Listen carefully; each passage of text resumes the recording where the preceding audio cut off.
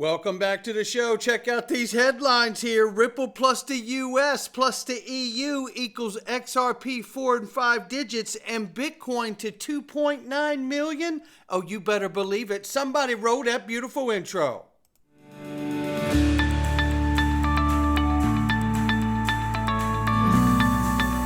Digital Perspectives with Brad Kimes. Come on in.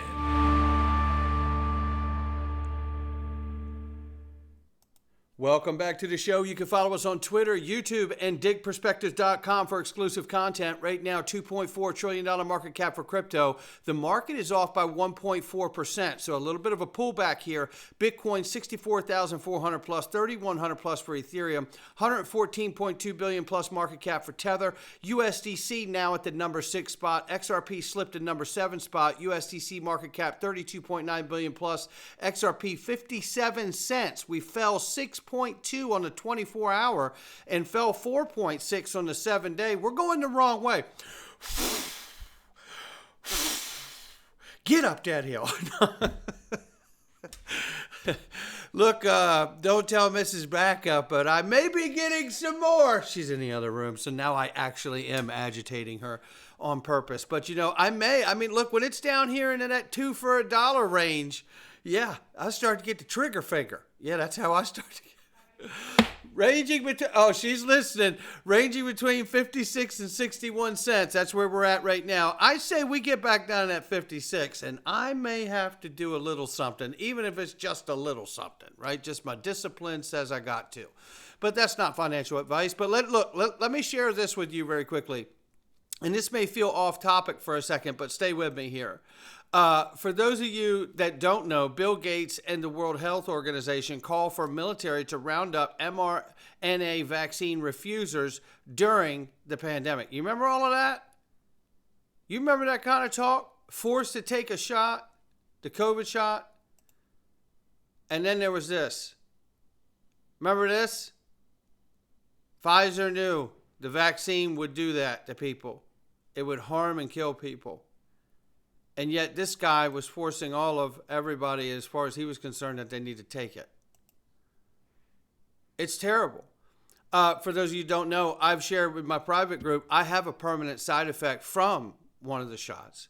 And it's known as parosmia. It affects your sense of smell.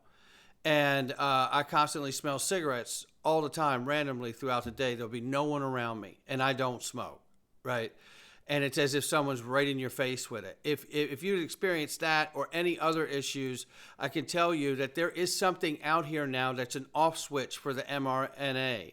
And if you're looking to get that, you can do it because its groundbreaking study discovers the off switch to mRNA COVID-19 injections. And it basically is Dr. McCullough telling you about this. And you can get the emergency medical kit, by the way, because a lot of this stuff, as you know, the ivermectin, hydroxychloroquine, you can get all of that here. And if there is another pandemic, you know that you can't get a hold of this stuff at the time during it when it's happening, but you can right now. And you can also get the spike support formula, which is really a detox. The natokinase, the dandelion root, and other key nutrients that are in here. The first time I did this, I had to buy all the stuff individually and do it for months. But they have it all here right now, and you can buy it too. And again, not a bad idea to detox your body in general, let alone for things like spike protein, because we know that there are serious issues there. But I wanted you guys to know about that and the fact that you can get some of these things that were hard to get while that was going on. And this may be the window to get those things right now. The link below the video for it. And you click the link, and the code, if you need to use it, is DP Health. And that is going to get you 10% off right now, and it's worth every bit of it. Very quickly, let's get started here. And I hope you guys do take heed and use that, because, I mean, it really is something that's affected me. I just wanted to share it. And I'll continue to. Well, here it is, the uncomfortable fact. Digital asset investor nails it to the wall on this one. The leader of both Operation Choke Point 2.0 and the anti-crypto army, as small as it is, Senator Warren supports Kamala Harris. Warren gave us Gary Gensler and the war on crypto. Kamala lied about Biden's health for years Why wouldn't she lie about crypto? See, this is the problem. This is the problem. He's got it here. You know, then you have this. Take a listen to this. Coinbase CFO, Chief Financial Officer, emphasizes, just listen to this, please. Still sort of anticipating that you could see additional regulatory oversight come down the pike for crypto.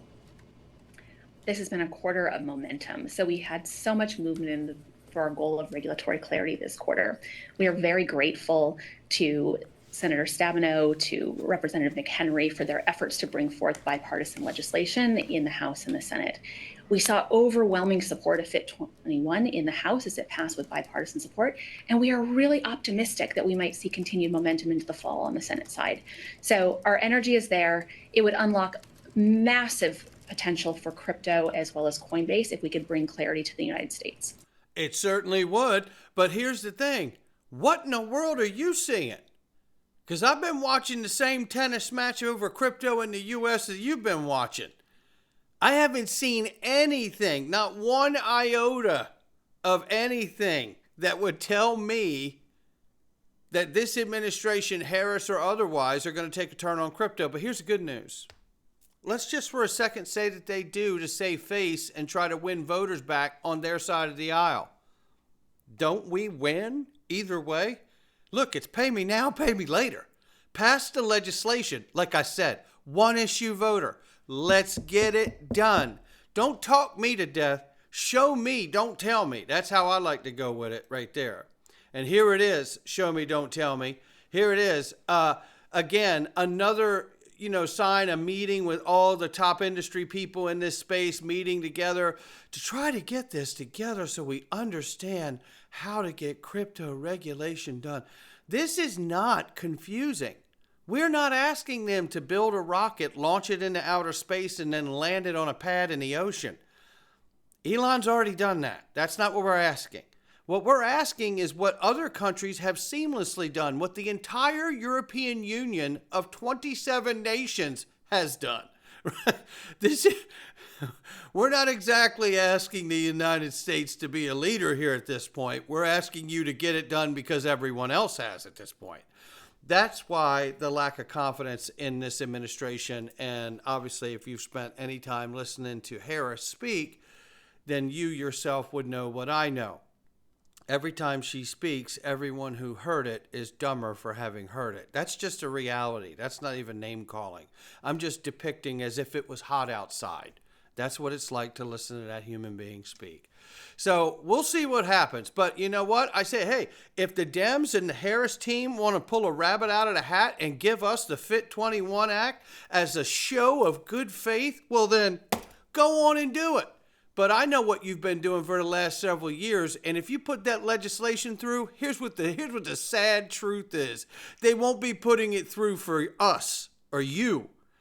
They'll be putting it through for themselves because of the fear of the power of what the voter can do.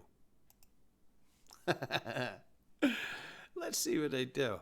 Meanwhile, you want to know how real-world asset tokenization's going? You can ask BlackRock and Securitize. Their Biddle fund has paid over $7 million in dividends since March. Come on in. Yeah. And here's VanEck. Oh, boy, you're going to want every single bit of this. Let me just let him talk to you.